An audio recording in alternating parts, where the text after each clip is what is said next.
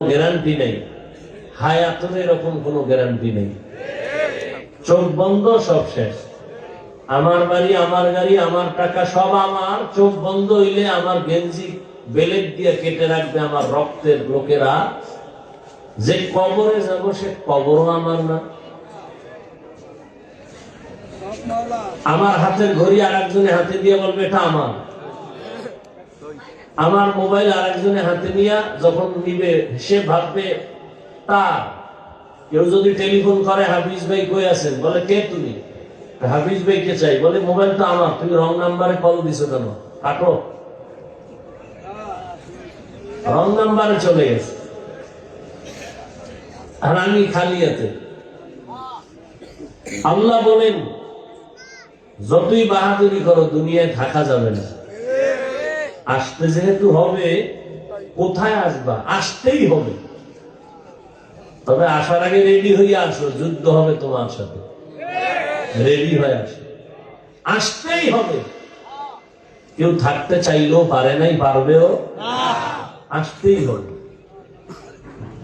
তো দুনিয়ার দাম নাই, আল্লাহর কাছে যেতেই হবে। পাঠাইলেন কেন? কে পাঠাইছেন? আমরা জোর করে আসছি? কে পাঠাইছেন? তো আল্লাহ কেন পাঠাইলেন? আল্লাহ কয় আসল বাড়ি কিছু বাজার করার জন্য দুনিয়ায় পাঠাইছে। সকাল 10টায় সন্তানকে বাবায় বলে তাড়াতাড়ি তরকারির বাজারে যাও, মাছ ডাল চাল নিয়ে আসো, দুপুরে মেহমান আসবে, রান্না করতে হবে, দ্রুত যাও, টাকা নাও। ছেলে টাকা নিয়ে দৌড় বাজার সদাই করে চলে আসবে, মেহমান ঘরে দুপুরে আসবে, খানা রান্না হবে। ছেলে বাজারে গিয়ে দেখে মজার মজার খেলা চলতেছে, রং বেরঙের বাতি জ্বলতেছে, বিল্ডিং দেখা পাগল হয়ে গেছে। ওই মজা পাইয়া এখানে খেলা, ওখানে ক্যানভাসার, ওখানে বিল্ডিং, ওখানে টেলিভিশন, সব দেখা ও যে বাজার করবে খেয়ালই নেই। দেখতে দেখতে দেখতে দেখতে আজানের টাইম ঘনি, হঠাৎ করে মনে পড়লো আরে আমি আসছি তো বাজার করার জন্য। টাইম তো শেষের দিকে, দৌড়ে গেল তরকারির বাজারে। তরকারিওয়ালার দাম কত কইয়া পকেটে হাত দিয়ে দেখে যে কটা টাকা দিছিল তাও হারায় গেছে। এবার কানতেছে, আমার উপায় কি? বাবা লাঠি একটা নিয়ে রেডি, আইলেই ফিডান, বাজার আনলে ফিডান, এরপর কোনো ঢোক। আর যদি বাজারও আনতে না পারে তো ঘরে জায়গাই নেই। আল্লাহ তাআলা বলেন, হে বান্দা, ইমানের টাকা দিয়ে তোরে দুনিয়ায় পাঠাইছি আখিরাতের বাজার করার জন্য। বাজার হলো আমল। তোর ইমানের আলো দিয়ে পাঠাই দিছি, ইমানের টাকা আছে। মূল কি আমাদের? ইমান। মূল কি? ইমান দিয়া পাঠাইছে। দলিল قال رسول الله صلى الله عليه وآله وسلم ما من مولود إلا يولد على الفطرة فأبواه يهودانه أو ينصرانه أو يمجسانه إلى آخر الحديث। পয়গম্বর বলেন জমিনে যত সন্তান ভূমিষ্ঠ হয় ঈমানের আলো নিয়েই দুনিয়াতে জন্ম হয়। মা বাবা ওই সন্তানকে অগ্নি পূজারী বানায়, মূর্তি পূজারী বানায়, গায়রুল্লাহর গোলাম বানায়। কে বানায়? মা বাবায়। আল্লাহ ঈমানের আলো দিয়েই তো সন্তানকে আল্লাহ পাঠাইছেন। যে ঘরে আসুক না কেন নাবালেগ বাচ্চা ঈমানের আলো দিয়ে আছে। মা বাবা তারে মূর্তি দিয়া কয় সিজদা কর, মা বাবা গায়রুল্লাহর গোলাম বানায় দেয়। এজন্য কিয়ামতের ময়দানে অনেক আল্লাহর বান্দারা সন্তানের অপরাধের কারণে জাহান্নামের হ্যান্ডকাপ লেগে যাবে। আল্লাহ জিজ্ঞেস করবেন, হে সন্তান, নামাজ পড়েছো? বলে পড়ি নাই। রোজা রাখছো? রাখি নাই। কেন? সন্তান বলবে আমার কোনো দোষ নাই, আমার মা বাবার কারণে আমি ঝামেলায় পড়েছি। আমার আব্বা আম্মা কোনোদিন আমাকে কোরআন শিখায় নাই, নামাজের কথা বলে নাই। জুমার মসজিদে যাইতো, আমারে কোনোদিন জুমার দাওয়াত দেয় নাই। ওয়াজের প্যান্ডেলে যাইতো, আমাকে ওয়াজের দাওয়াত দেয় নাই। মাঝে মাঝে ভোর রাতে সাহারি খাইতো আমার মা বাবা। আম্মা জান ডাকতে, ওঠ বাবা, তাড়াতাড়ি উঠে 2 একটা রোজা রাখ। আব্বাজান ধমক দিয়ে বলতো, খবরদার রোজা রাখাইও না, রাখাইলে আমার সন্তানের চেহারা নষ্ট হয়ে যাবে। আল্লাহর আদালতে সন্তান মা বাবার বিরুদ্ধে মামলা পেশ করবে, রব্বানা ইন্না আতা'না সাদাতানা ওয়া কুবারানা ফাআদাল্লুনাস সাবিলা। আমার মা বাবার কারণে আমি জাহান্নামের পথে চলে গেলাম। মা বাবা যদি ছোট থেকে চেষ্টা করতো, তাহলে তো আমি একটু লাইনে চলে আসতাম, নামাজ শিখতাম, রোজা শিখতাম। আমার আব্বা জান, আমার আম্মা আমাকে ছোট থেকে লাইনে চালায় নাই। এক বুড়া বাবা পৃথিবীর একজন আল্লাহর প্রিয় বান্দা, যারা দেখলে শয়তানও ভয় পায়। নাম জানেন কে? খলিফাতুল মুসলিমিন ওমর ফারুক রাদিয়াল্লাহু তাআলা আনহু। আদালতে গিয়া বাবায় নালিশ দিল, ছেলে আমার হক আদায় করে না। ওমরের কথার আগে তরবারি রেডি, তবে বেইনসাফি করবে না। ডাক দিয়া কয়, বুড়া বাবা, তুমি যেই ছেলের বিরুদ্ধে বিচার দায়ের করলা, সেই বাদী বিবাদীরে হাজির করো, তার কথাও শুনতে হবে। ছেলেরে যখন হাজির করা হলো, এই ছেলে, তুই বাবার হক আদায় করো না কেন? ছেলে বলে, খলিফাতুল মুসলিমিন, আমার কোনো কথা বলার অনুমতি আছে কিনা? বলে আছে, বল। বলে, আব্বা আম্মার পক্ষ থেকে আমার উপরে কোনো হক আসেনি? ওমর কয়, আছে তো। জানতে পারিনি? কয়, পারো তো। ওমর এবার একটা একটা বলতেছে, মা বাবার পক্ষ থেকে সন্তানের উপরে প্রথম হক, একজন পুরুষ হিসেবে তার প্রথম হক হলো একটা সতীসাধ্যী নেককারিনী স্ত্রী ঘরের মধ্যে নিবে, ভালো একটা মা ঘরে আনবে। ছেলে ডাক দিয়ে কয়, খলিফাতুল মুসলিমিন, আমার আব্বা জান এই দায়িত্বটা ভালো পালন করে নাই। আমার আব্বা ভালো মা ঘরে নেয় নাই, সমাজের দানা কাটা ভরি আমার বাবায় নিয়ে আসছে। দানা কাটা ভরি, এই সেই তো দানা কাটে।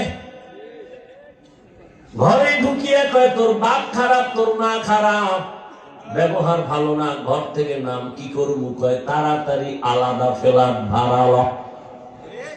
আলাদা ফ্ল্যাট লইয়া কিছুদিন পরে কয়, তোর ডানাও ভালো না, এবার তোরে ফকির বানায়া ভিক্ষার ঝুলি দিয়া আমি হিজরত করলাম। ডানা খাটা হরির গুণ। মায়ের ডাও কাটছে, বাবার ডাও কাটছে, এবার মগার ডাও কাটছে। সন্তান বলেন, খলিফাতুল মুসলিমিন, আমার আব্বা ভালো মা ঘরে নেয় নাই। তারপরে হক হলো স্বামী আর স্ত্রী আল্লাহর কাছে দোয়া করবে একটা নেককার সন্তানের জন্য। আমার বাবা মা কোনোদিন দোয়া করছে কিনা আমার জানা নাই। এরপরে সন্তান দুনিয়াতে যখন আসবে, ডান কানে আজান আর বাম কানে কামাত। ছেলে ডাক দিয়ে বলে, আমার আব্বা কোনদিন আমার ডান কানে বাম কানে আজানে কামত দেয় নাই। ও যাত্রাবাড়ির মুসলমানেরা, কয়জন মুসলমান বুকে হাত লাগাইয়া বলতে পারবা, দুনিয়াতে আসছো যেদিন, ওই দিন তোমার ডান কানে আজান আর বাম কানে কামত হয়েছে কিনা? না, কেমনে কই? আমার তো জন্ম হসপিটালে, হসপিটালের মধ্যে তো কোনো মুয়াজ্জিন নাই আজানে কামত দেওয়ার জন্য, আছে নাই? অনেকে তো জানেই না যে কামটা করা লাগবে, অনেকে তো জানাই নাই। আমার মা বাবায় হক আদায় করে নাই। এরপরে খলিফাতুল মুসলিমিন বলেন, 7 দিনের দিন সন্তানের চুল ফালাবে আর একটা সুন্দর নাম রাখবে। বলে, আমার আব্বা জান আমার একটা ভালো নামও রাখে নাই, আমার নাম রাখছে জহুল। যেমন আমাদের এলাকায় রাখে জুয়েল, কোয়েল, দোয়েল, সন্তানের নাম তুফান, নদী, হাসি, খুশি, হ্যাঁ, সবুজ, গম্বুজ, সন্তানের নাম। হায় হায় হায়, সারা দুনিয়া খুঁজে কোন বিধর্মীর বাড়ি আব্দুর রহমান নামে কোন ছেলে আসেনি। সারা দুনিয়া খুঁজো, শুধু বাংলাদেশ না, রহিমা খাতুন নামে কোন মেয়ে কোন বিধর্মীর ঘরে আসেনি। মুসলমানের ঘরে কেন এত বেঈমানের নাম? কারণ কি ইসলামের নাম কি টান পড়ছেনি? সেদিন এক আমার ভক্ত জিগাই, তোর নাম কি? সুমেল। তোর ভাইয়ের নাম কি? রুমেল। আমি তোর মাইয়ে বলা যদি হয় এটার নাম রাখবি আর একটার হিমেল, আর লাস্টে যে দেখবি এটার নাম রাখবি জিমেল। আর কি করবি? জিন্দগি মে বন্দগি তু করনা হে, जिंदगी में बंदगी तू करना है, जिंदगी बे बंदगी शर्मिंदा है, जिंदगी बे बंदगी शर्मिंदा है। यहाँ हम सब मुसाफिर दिल ना लगा, अहले दिल की नजर से रूह करता जा, चाहो दौलत सब फकीर गर नेक नहीं, शाह दौलत सब फकीर गर नेक नहीं, जिंदगी में बंदगी तू करना है, जिंदगी में बंदगी शर्मिंदा है, जिंदगी बे बंदगी शर्मिंदा है। उमर फारूक রাদিয়াল্লাহু তাআলা আনহু বললেন, বাবা মায়ের হক হলো ভালো নাম রাখবে। রহমতের নবী সহিহ হাদিসে বলেন, কিয়ামতের দিন একটা নামের বরকতে মানুষ আল্লাহর জান্নাতে যাবে। আতিনা ফি দারে দুনিয়া না হাসান, আতিনা ফি দারে উকবা না হাসান, ইয়া গিয়াসাল মুস্তাগীসিন ইহদিনা লিফতিখারা বিল উলুমি ওয়াল গিনা। এরপরে মা বাবার দায়িত্ব কি? قال رسول الله صلى الله عليه وآله وسلم من ولد له ولد فليحسن اسمه وآدابه فإذا بلغ فليزوجه فإن بلغ ولم يزوجه فأصاب اسما فإنما اسمه على أبيه। রহমতের নবী বলেন, সন্তান যখন আসে সুন্দর নাম রাখো আর আদব শিক্ষা দাও। কি শিক্ষা দাও? আদব কোথা থেকে শিখবেন? মায়ের গর্ভ থেকে তো আদব শিখা আসা যায় না। নবী বলেন, আদামানি রব্বি ফাহসানা তাদিবি, আমার রব আমারে আদব শিখাইছেন। আল্লাহর দেওয়া শিক্ষা আদব কত সুন্দর। কেমন আদব আমার নবীরে আল্লাহ শিখাইছেন। রহমতের নবী জীবনে কোনদিন একটা মিথ্যা কথা বলেন নাই কোন স্বার্থের জন্য। জীবনে নবী গালি দেন নাই, রহমতের নবী গালি শুনছেন, জবাবও দেন নাই। রহমতের নবী আমার দুটা চোখ গরম করে কোনোদিন কারো দিকে তাকানো নাই। 10 বছর নবীর খেদমত করছেন আনাস রাদিয়াল্লাহু তাআলা আনহু। কোনদিন আনাস বলে আমার নবী কোনদিন এটা কেন এরকম কোন প্রশ্ন আমাকে করে নাই। আমি রাসূলের খেদমত করলাম, কোন ত্রুটি পাই নাই। পৃথিবীতে আদব যদি শিখতে চাও, রহমতের নবীর থেকে আদব শিখো। কারণ আমার নবী এত সুন্দর আদব আল্লাহ থেকে শিখলেন, আর সে আদব যখন মক্কার চূড়ান্ত নষ্ট মানুষগুলোরে দিলেন, ওই মানুষগুলো এমন দামি হয়ে গেল।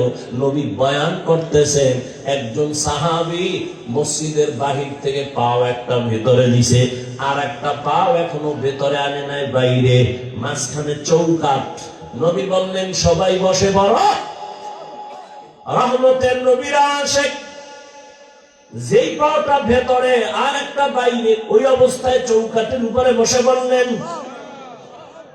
পাওটা উঠাইয়াও ভেতরে নেন নাই, ভেতর থেকে বাহিরেও দেন নাই। রহমতের নবীর আদব, আর ওই আদর্শ যারা লালন করে তাদের থেকে আদব শিখো। আর এখন তো সন্তানেরা আপডেট হয়ে গেছে, দুনিয়াদারেরা আদব শিখানোর জন্য সকালবেলা মুয়াজ্জিন যখন আজান দিতে উঠে, আম্মা যেন সন্তানের কেজিতে পাঠাবার জন্য পাঠায় উঠে আদব শিখানোর জন্য। সেখানে গিয়া সন্তান আদব শিখে।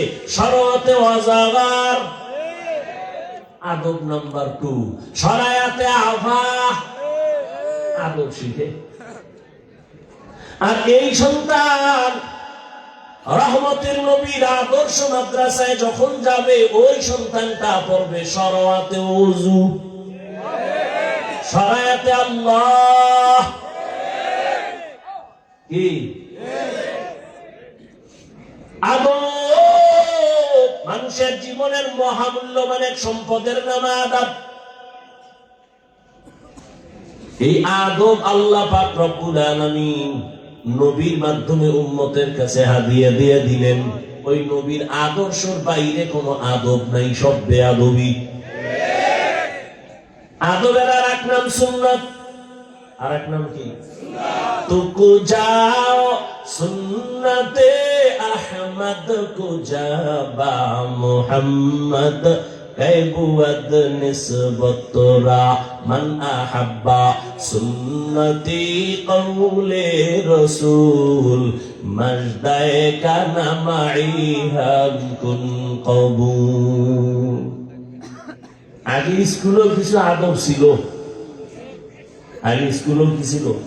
ছোটখাটো স্কুলে আমরা মনে আছে আদর্শ বই পড়ছি, কত সুন্দর সুন্দর আদবলা কবিতা তখন ছিল।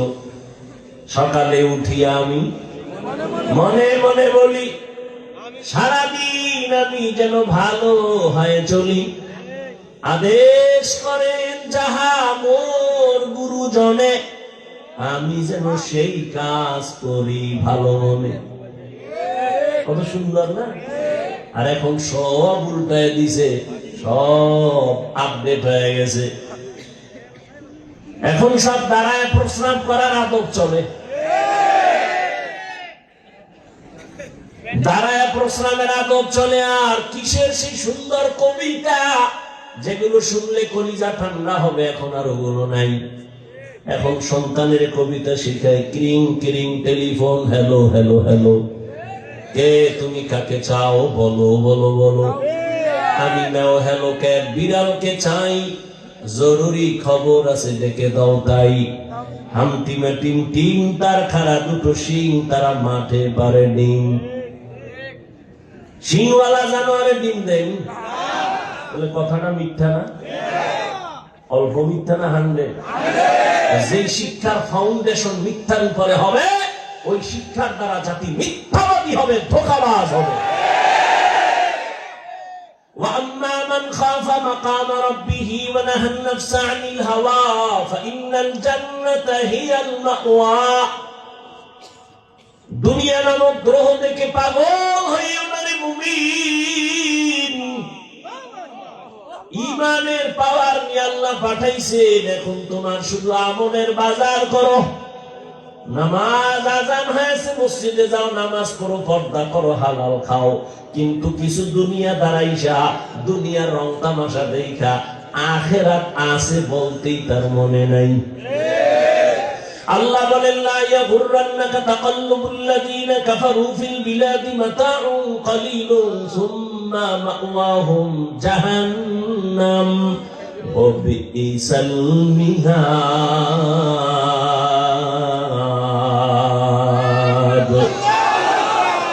বেঈমান মুশরিক কাফেরের বানানো গুলশান দেখে পাগল হইও না রে উম্মত।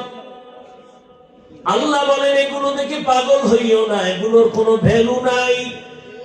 বিউটি পার্লারের সৌন্দর্য দেখা সাইজা গুইজা একটা জান কালা সাদা হয়ে গেছে, এক চূড়ায় কয় আমি এইটা নিয়েই মরবো, এই গানা কানা বড়ি। যখন বাসায় নিয়ে গেছে অজু বা পানি লাগছে, রৌদ্র লাগছে, আসল চেহারা বাইরে হয়ে গেছে। আবার এগুলো গেল সেগুলো গেল, দুনিয়ার রংমহল এগুলো বিউটি পার্লারের মতো এখন দেখতেছো, কিছুক্ষণ পর থাকবে না, কিছুই না। রহমতের নবী যদি দোয়া করতেন উহুদ পাহাড় স্বর্ণ বানায় দাও, আল্লাহ দিতেন না? নবী বলেন আমি উল্টা দোয়া করছি, ও দয়ার মালিক আমারে গরিবী হালাতে রাখিও, গরিবী হালাতে মরণ দিও, কিয়ামতের দিন গরিবদের সাথে হাসর করাইও। রহমতের নবী বলেন এই গরিবেরা, বড় লোকের বাড়ি গাড়ি দেখে পাগল পারা হইও না, কিয়ামতের দিন বড় লোকের 500 বছর আগে গরিবেরা জান্নাতে চলে যাইবা। কয়শো বছর? কোন গরিব? এই ফলপট্টি দিকে যারা গাঞ্জা গাঞ্জা খায় এই গরিব। কিছু গরিবের টাকা দেবেন, গিয়েই বিড়ি টানা শুরু করে। কেউ দোকানদারি করে সারা রাত তাস খেলে, ক্যারাম বোর্ড খেলে, জুয়া খেলে, আছে না নাই? লুড্ডু খেলে, মাইয়ার খবর নাই, বোলার খবর নাই, সংসারের চিন্তা নেই। আল্লাহ হেদায়েত দান করে। আল্লাহ তাআলা বলেন দুনিয়ার পেছনে পড়ে কোনো লাভ নাই, দুনিয়া নামক গ্রহের কোনো মূল্য নাই। আর তোমরা যারা দুনিয়া দুনিয়া দুনিয়া ঘুরি ঘোরো, ঘুমের মধ্যে দুনিয়া, নামাজে দাঁড়াইলেও দুনিয়া, এই দুনিয়া দুনিয়া যারা ঘুরিয়া আখিরাতের পেছনে ফালায় দিছে, ওরা দুইটা জিনিস চায়। ওই জিনিস একটা চায় সম্মান আর একটা চায় শান্তি। কিন্তু আমি আল্লাহর জাতের কসম করে বলি, যারা আখিরাতকে পেছনে ফেলে দুনিয়ার শান্তি আর সম্মানের জন্য সব দিকে দৌড়ায়, ওরা সম্মানেও নাই, শান্তিতেও নাই। 10 তলা বিল্ডিং উঠায় লাভ কি যদি বিল্ডিং বাদ দিয়া জঙ্গলে ঘুমানো লাগে? সুইস ব্যাংকের টাকা রেখে লাভ কি যদি 14 গোষ্ঠী খাইতে না পারে? টাকা দিয়ে সম্মান কিনলে এই সম্মান থাকে না। আর আমার মাওলায় যদি সম্মান দেন, এই সম্মান কেউ নিতে পারে না। পারে?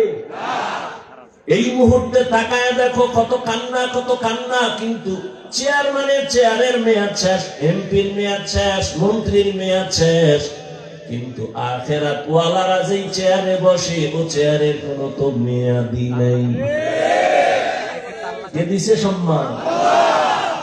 আল্লাহ সম্মান দিছে। ও দুনিয়াদারেরা, যারা আখিরাত বাদ দিয়া দুনিয়ার পেছনে দৌড়াও, বলো কার পেছনে ঘুইরা কি পাওয়ার আশায় দাড়ি কেটে ফেলেছো? কার পেছনে ঘুরে ঘুরে কি পাওয়ার আশায় নামাজ বন্ধ করেছো? কয় টাকা পাবি? 5,000, একটা টিনের ঘর। কিন্তু জানো নি তুই যার পিছনে ঘুরে টাকার লোভে দাড়ি কাটছো, নামাজ ছাড়ছো, ও কত বড় স্বার্থপর, চাঁদাবাজ আর ধান্দাবাজ। স্বার্থে যদি আঘাত লাগে দল থেকে নাম কাটবে না, কল্লা কেটে ফেলবে। চিন্তাবাজ আর ধান্দাবাজ। আল্লাহর মুহাব্বত নিয়ে যারা আছে এরা সম্মানেও আছে, শান্তিতেও আছে, এখনো আছে, এই মুহূর্তেও আছে। সম্মান দেওয়ার মালিককে, শান্তি দেওয়ার মালিককে। قال رسول الله صلى الله عليه وآله وسلم من أحب دنياه وذر بآخرته ومن أحب آخرته وذر بدنيا فآثروا ما يبقى على ما يفنى। যে ব্যক্তি দুনিয়াকে আপন করে নিল, আখিরাত বরবাদ হয়ে গেল। যে আখিরাতের আপন করবে, দুনিয়া তার পেছনে চলে যাবে। আর আল্লাহর নবী বলেন, ক্ষণস্থায়ী দুনিয়া পেছনে ফেলো, আখিরাতের অন্তরে জায়গা দিয়ে দাও।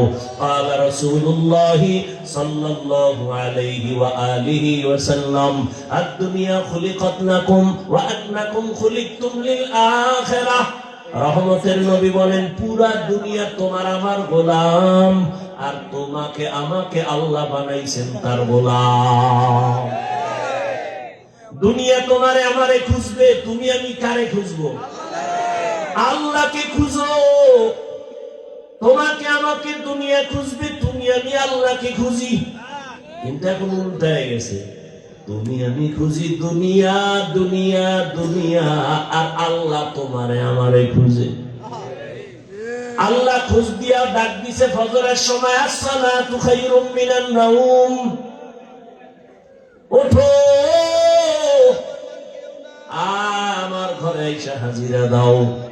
দুনিয়াদারেরা নাক টেনে ঘুমায়, ফজরের হাজিরায় একবারও যায় নাই। আল্লাহ কত দয়ার মালিক, একবারও রাগ করে নাই। আবার জোহরের সময় ডাক দিছে, আয় মসজিদে এসে হাজিরা দাও। বান্দা জোহরের হাজিরাও নাই।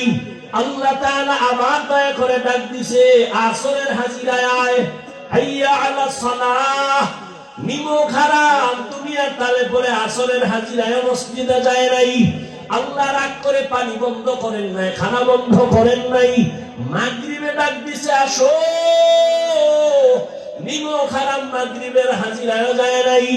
আল্লাহ রাগ করে নাই। শেষবারে আল্লাহ এশার সময় ডাক দিছে, মুয়াজ্জিন ডাক দাও, বান্দা এশার হাজিরায় যায় নাই। আমার আল্লাহ কত দয়ার মালিক, ফজরেও হাজিরায় না পাইয়া, আসরে মাগরিব এশায় না পাইয়া আল্লাহ এই কথা বলে নাই, তোরে আমি আর চাই না, বরং আল্লাহ কয় এবার আমি রেডি, তোরে ডাকার জন্য আসতেছি। পাঁচ বেলায় ডাকলাম মুয়াজ্জিন দিয়ে, তুই আসলি না, এবার আমি আল্লাহ তোরে ডাকার জন্য আসতেছি। উদউনি আস্তাজিব লাকুম, আমি আল্লাহকে তুই যখন একটু সারা দিন ডাকে আমি জবাব দেওয়ার জন্য। রাতের গভীর যখন আসমান ঠান্ডা, জমিন ঠান্ডা, সব ঘুমায় যায়, জঙ্গলের প্রাণী ঘুমায়, গাছের পাখিরাও ঘুমায়, ঘরের মানুষ ঘুমায়, ওই সময় আমি আল্লাহ আমার মোহাব্বতের বান্দারে ডাকার জন্য প্রথম আসমানে আসি। ও বান্দা একটু সজাগ হইয়া আমার এই মোহাব্বত করে একটা ডাক দাও।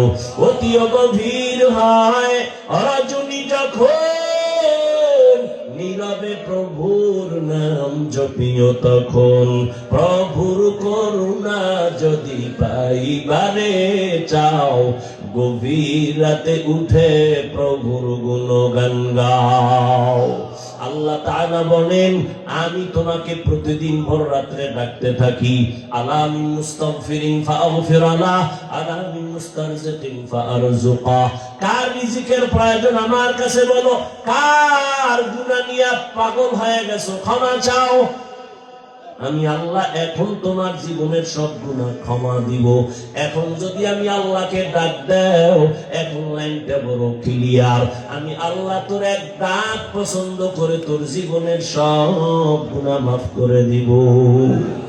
ইয়া ইলাহি মুঝসে মুঝকো দূর কর, তাকে দেখো মুঝ মে তুঝকো এক নজর।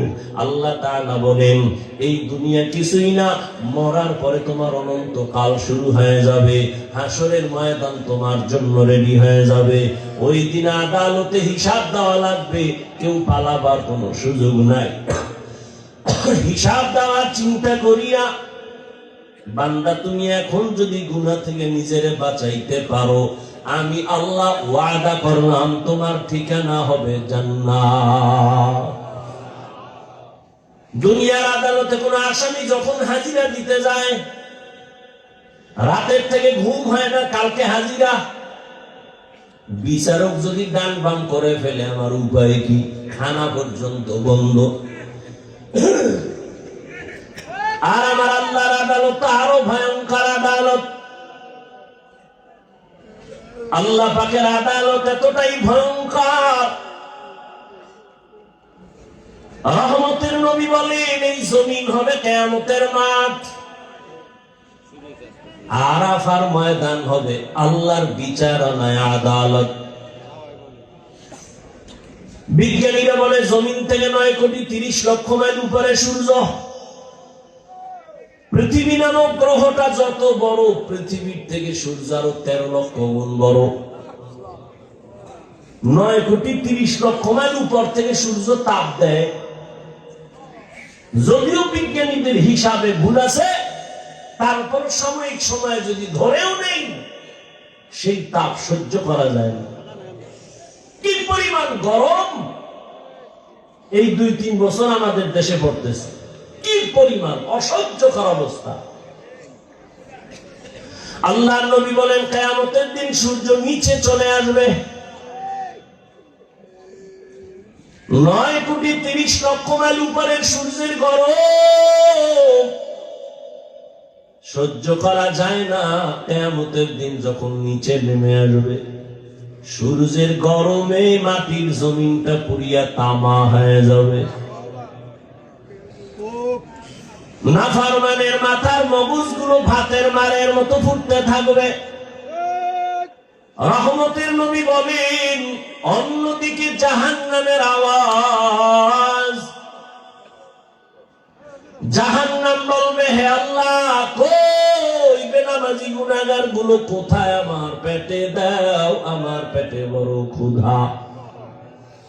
রহমতের নবী বলেন এমন হালাত দিকে আমার আল্লাহ রাগান্বিত আওয়াজ দিবেন, লিমানিল মুলকুল ইয়াউম লিল্লাহিল ওয়াহিদিল কাহ্হার।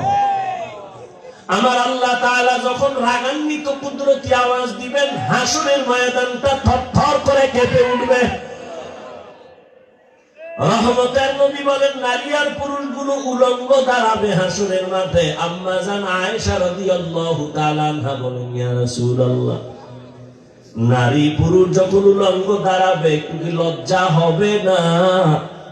রহমতের নবী বলেন লজ্জা হবে পরের কথা, এমন ভয়ঙ্কর হবে হাসরের মাঠ, একজন আর একজনের দিকে তাকানোরই কোনো হুঁশ থাকবে না। নবীরা পর্যন্ত হাসরের ময়দানে রহমতের নবী বলেন কান্না করবেন। এত পরিমাণ কান্না, উম্মতের কথা ভুলে যাবেন। এই ভয়টা যার অন্তরে ঢুকবে, গুনাহ ছাড়বে, আল্লাহ ওয়াদা দিলেন তাকে জান্নাত দিয়ে দিব। বাদশাহ হারুন রশিদের নাম আপনারা শুনছেন, বড় বাদশাহ, রাষ্ট্র চালায়, আবার বুজুর্গ। তিনি একদিন ওলামায়ে কেরামদের তার প্রাসাদে, রাজপ্রাসাদে ডাকলেন, মেহমানদারি করালেন। কে? তার স্ত্রীর নাম জানেননি? জুবায়দা খাতুন। জুবায়দা খাতুন বড় আল্লাহর পেয়ারা বান্দি, নিজে কোরআনের হাফেজা, আবার তার কাজের মহিলা ছিল 100, সবাই কোরআনের হাফেজা। জুবায়দা খাতুন সিদ্ধান্ত নিল, আমার বাড়ির মধ্যে 24টা ঘন্টার সেকেন্ডে সেকেন্ডে যেন প্রতি মুহূর্তে কোরআনের তেলাওয়াতের আওয়াজ শুরু হয়ে যায়।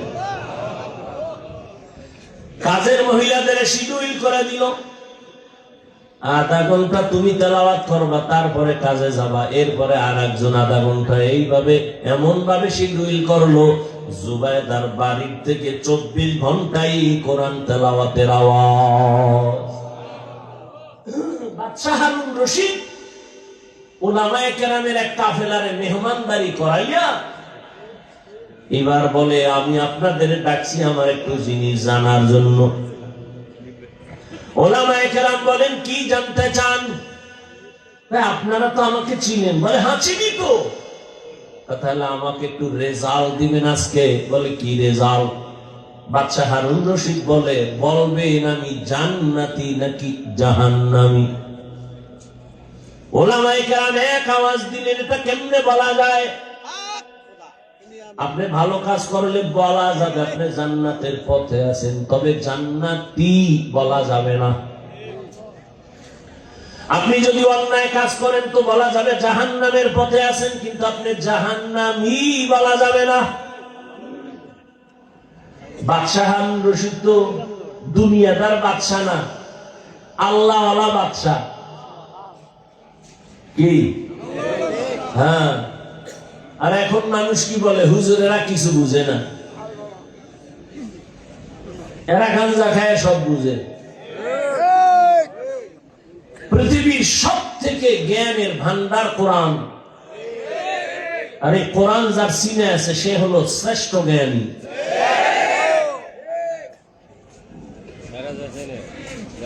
এই প্রপাগান্ডা ছড়ায় যারা আলেম থেকে জাতিকে আলাদা করতে চায়। কেন? আলেমের পেছনে যদি মানুষ চলে যায় তো আমগো ধান্দাবাজি, চুরি, দুর্নীতি করা যাবে না। আল্লাহ হেদায়েত দান করুন।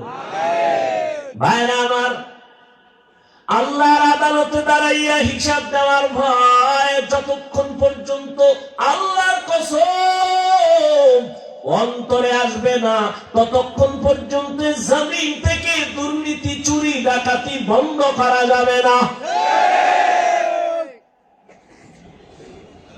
রহমতের নবীর হাতে গড়া সাহাবী ওমরে ফারুক রাদিয়াল্লাহু তাআলা খেলাফতের দায়িত্ব রাষ্ট্র চালাইতেছেন ওমর। রোম সম্রাট বলে, ওমরের এত দাপট কেন? সবাই ভয় পায় কেন এই ব্যক্তিটারে? যাও তো দেখো তো তার আশেপাশে তার বডিগার্ড কত হাজার। গোয়েন্দারা এসে দেখে, রিপোর্ট দিল, এই রোম সম্রাট ওমর নামের ব্যক্তির কোনো গার্ড নাই, একা একা চলে, একা একা চলে, তার এত পাওয়ার।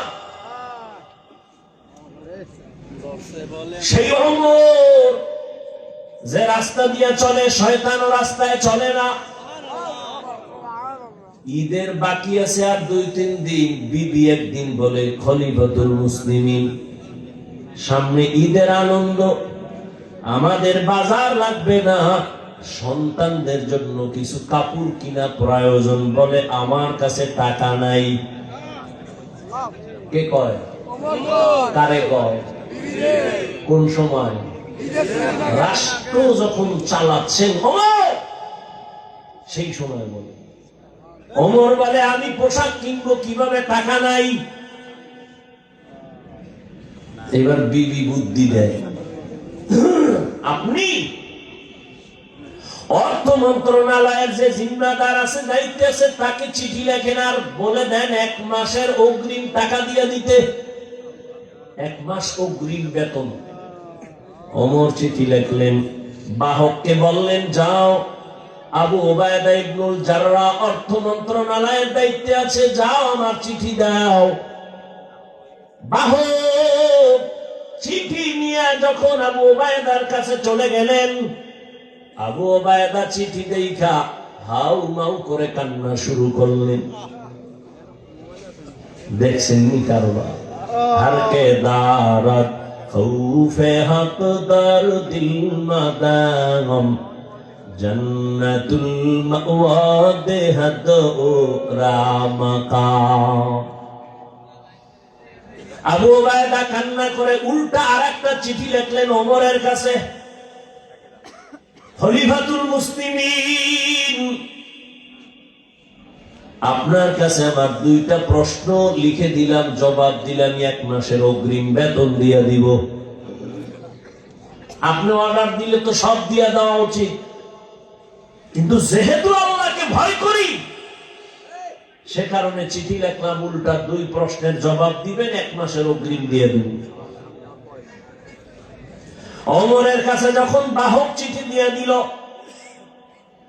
খলিফাতুল মুসলিমিন ওমর চিঠি দেখা তিনিও কান্না শুরু করলেন। ওমর চোখের পানি ছেড়ে কাঁদতেছেন। চিঠির মধ্যে 2 প্রশ্ন লেখা। 1 প্রশ্ন হলো, ওমর খলিফাতুল মুসলিমিন, আপনি যে আগামী 1 মাসের অগ্রিম টাকা চাইলেন, গ্যারান্টি দেন আপনি আগামী মাস বাঁচবেননি? মৌত কাসিন কুল্লু নাসিন শারিবু কবরু বাইতিন কুল্লু নাসিন দাখিলু। ওমরের অন্তরে চোট লেগে গেল। দ্বিতীয় প্রশ্ন, খলিফাতুল মুসলিমিন, আজ আপনি ক্ষমতার চেয়ারে আছেন, আগামী মাস আপনি চেয়ারে থাকবেন কিনা, জনগণ রাখবে কিনা গ্যারান্টি? আগামী মাস জনগণ রাখবেনি নাকি আপনি জহুরের আগে যেতে হবে? গ্যারান্টি দেন, আগামী মাস বাঁচার গ্যারান্টি দেন। ওমর চোখের পানি ছেড়ে দোয়া করে, হে মালিক, আমার আবু উবায়দারে তুমি কবুল করে নাও। আমার অন্তর চোখ আমার আবু উবায়দা খুলে দিল। हर के दारत खौफे हकदार दिल मदानम जन्नतुल मावा देहदो रामकाम। বাদশা হারুন রশিদ বলে, বলো আমি জান্নাতি না জাহান্নামী? সব আলেম বললেন এটা বলা যাবে না। হারুন রশিদ কতে খাওয়াইলাম ফাও, যেই ভিআইপি মেহমানদারি করাইলাম, আমারে বলবেন আমি জান্নাতি না জাহান্নামী? আপনি বলেন পারেন না, বলা যাবে না। কি আর করার, আলেমের উপরে কথা তো আর বলাই যাবে না। আল্লাহর কুদরত। ওই মজলিসের পেছন দিকে একটা বালক ছিল 9 বছরের। 9 বছরের বালক দাঁড়ায় গেছে পেছন থেকে। বাদশা জাহাপনা, যদি অনুমতি দেন আমি বাচ্চা মানুষ একটু কথা বলবো। বাদশা হারুন রশিদকে বলো। বললি কিরম সুরে বলা যাবে? আমাকে সামনে আসার রাস্তা দেন। সব আলেমরা চাইয়ে দিয়েছে। এই বাচ্চাকে সামনে এসে গেল। এবার আপনার প্রশ্ন কি? আমি জান্নাতি না জাহান্নামী? জবাব দাও।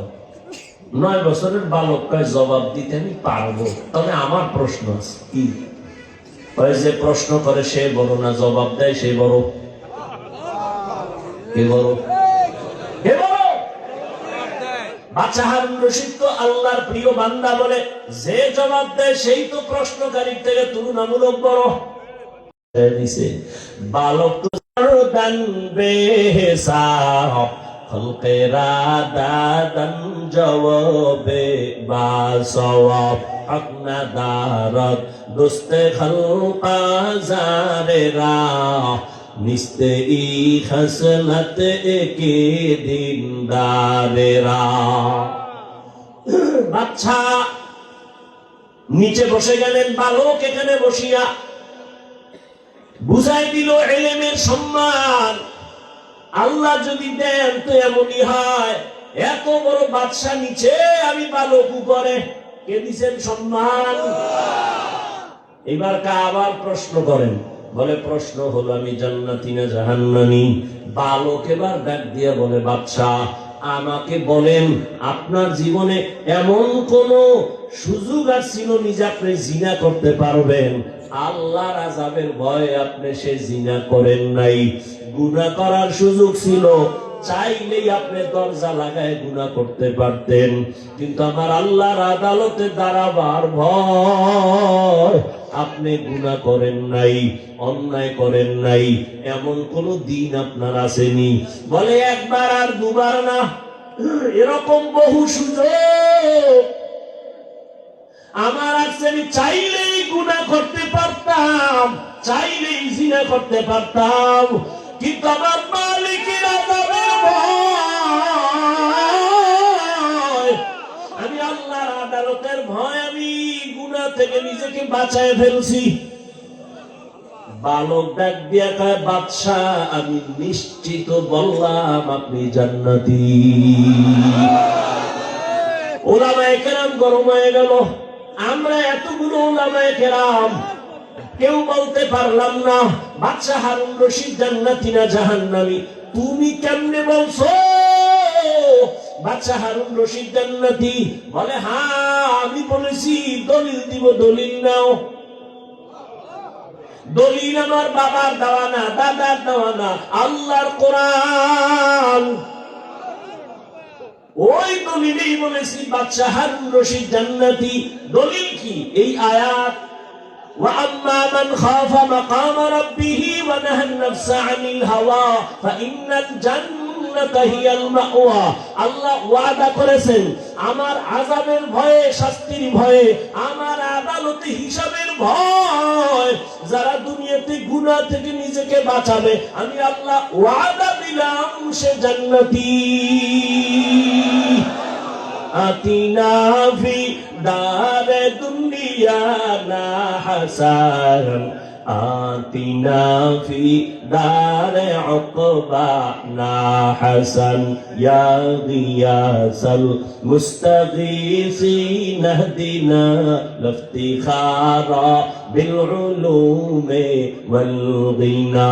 হর গোরি দে নেকো তু তৈয়ার হ্যায়, जो न मांगे उससे तू बेजार है। আর আল্লাহর ভয় অন্তরে জমা করার জন্যই তো এই ওয়াজের আয়োজন। আল্লাহওয়ালাদের নেক নজর, আল্লাহওয়ালাদের মজলিসে বসিয়া আখিরাতের আলোচনা শুনিয়া অন্তরে ভয় ঢুকাও। ওরে এই দুনিয়া কিছুই না। আজ আমার বাড়ি গাড়ি যাই বলি, কিন্তু কিছুই আমার সঙ্গে যাবে না। তিনটা সাদা কাপড়ের প্যাকেট হয়ে যেদিন ঢুকিয়া যাওয়া, এখন আমার জন্য কত সম্মানের গাড়ি আর চেয়ার, তখন আমারে তিনটা কাপড়ের একটা কাফন কেউ বাড়াইয়াও দিবে না।